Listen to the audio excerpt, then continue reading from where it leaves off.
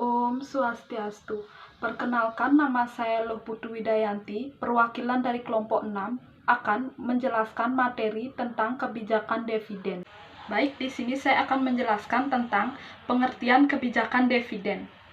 Pengertian kebijakan dividen menurut Agus Sartono, kebijakan dividen adalah keputusan apakah laba yang diperoleh perusahaan akan dibagikan kepada pemegang saham sebagai dividen atau akan ditahan dalam bentuk laba ditahan guna pembiayaan investasi di masa datang. Yang kedua yaitu menurut Bambang Rianto, kebijakan dividen adalah kebijakan yang bersangkutan dengan penentuan bagian pendapatan atau earning antara penggunaan pendapatan untuk dibayarkan kepada para pemegang saham sebagai dividen atau untuk digunakan dalam perusahaan, yang berarti pendapatan tersebut harus ditanam di dalam perusahaan.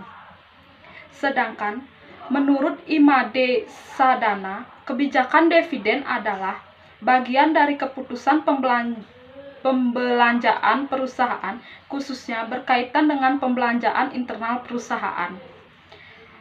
Yang kedua yaitu faktor-faktor yang mempengaruhi kebijakan dividen. Yang pertama ada posisi likuiditas perusahaan.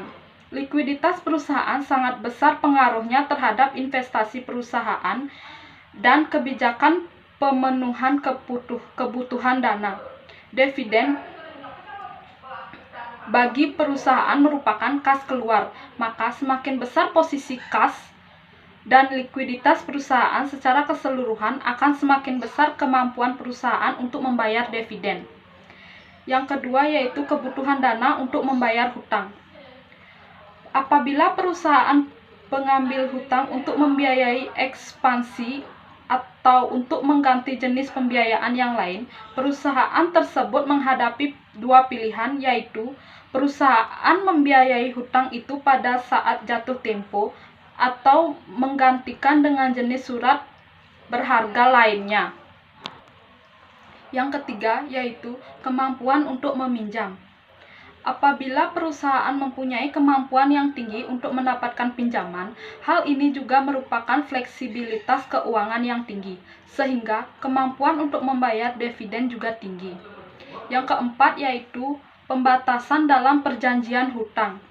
Pembatasan digunakan oleh para kreditur untuk menjaga kemampuan perusahaan tersebut membayar hutang.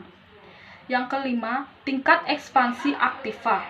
Semakin cepat suatu perusahaan berkembang, semakin besar kebutuhan untuk membiayai ekspansi aktivanya. Perusahaan cenderung untuk menahan laba daripada pembayaran dalam bentuk dividen. Yang keenam, stabilitas laba.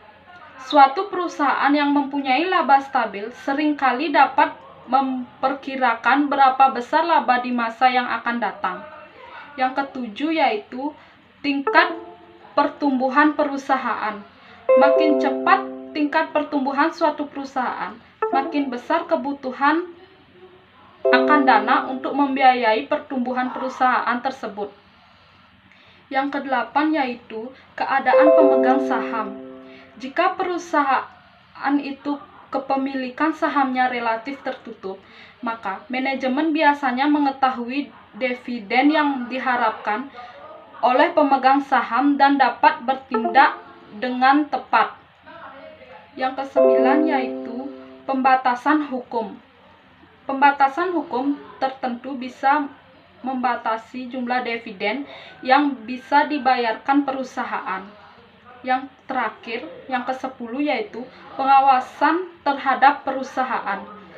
Ada perusahaan yang mempunyai kebijakan hanya membiayai ekspansinya dengan dana yang berasal dari sumber internet saja.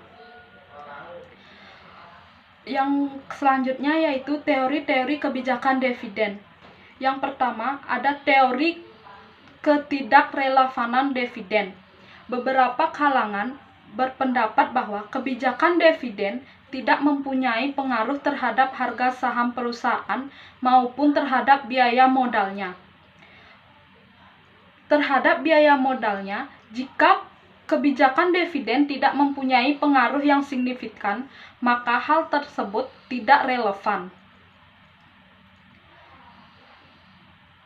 Menyatakan bahwa dividen tidak relevan berdasarkan asumsi-asumsi yang pertama, yaitu pasar modal sempurna, di mana para investor mempunyai kesamaan informasi, tidak ada biaya transaksi, dan tidak ada pajak. Yang kedua, para investor bersifat rasional. Yang ketiga, mempunyai peserta pasar bersifat price taker.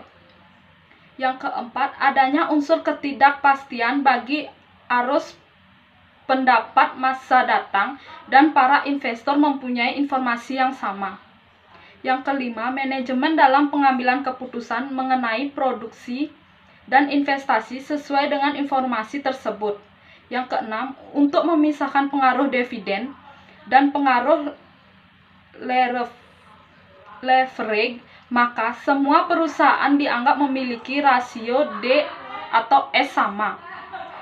Yang ketujuh, perusahaan-perusahaan semestinya memiliki kelas resiko yang sama.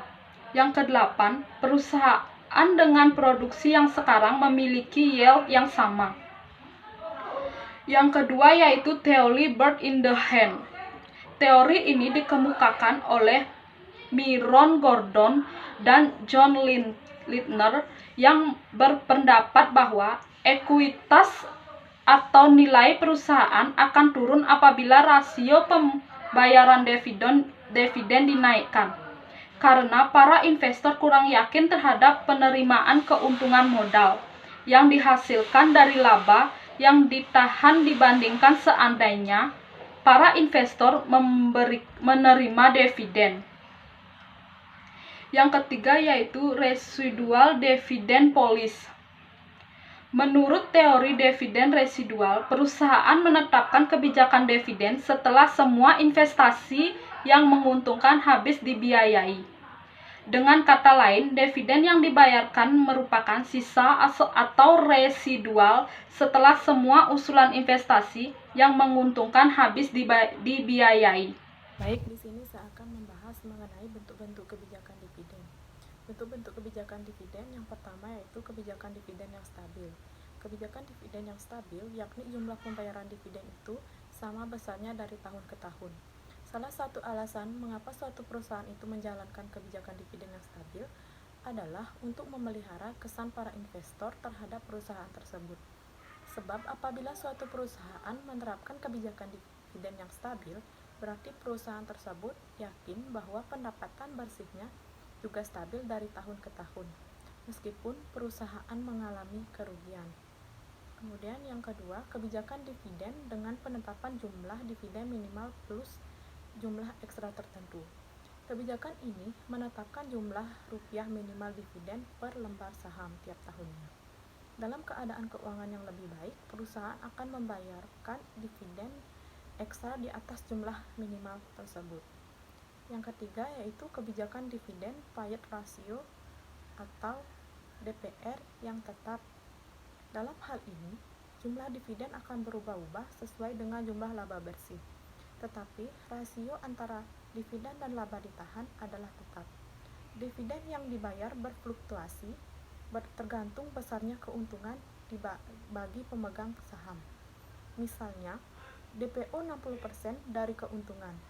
Jika keuntungan 1 miliar, maka dividen yang dibayarkan sebesar 60% kali 1 miliar sama dengan 600 juta. Kemudian kebijakan dividen yang fleksibel. Kebijakan dividen yang terakhir adalah penetapan dividen payout rasio yang fleksibel, yang besarnya setiap tahun disesuaikan dengan posisi finansial dan kebijakan finansial dari perusahaan yang bersangkutan. Kemudian yaitu mengenai aspek-aspek dalam kebijakan dividen. Yang pertama yaitu dividen saham. Dividen saham yaitu dividen yang dibagikan perusahaan kepada para pemegang saham dalam bentuk saham perusahaan sehingga jumlah saham perusahaan menjadi bertambah. Yang kedua, pemecahan stok. Yang ketiga, pembelian kembali saham. Sebagai alternatif pemberian dividen berupa uang tunai, perusahaan dapat mendistribusikan pendapatan kepada pemegang saham dengan cara membeli kembali saham perusahaan.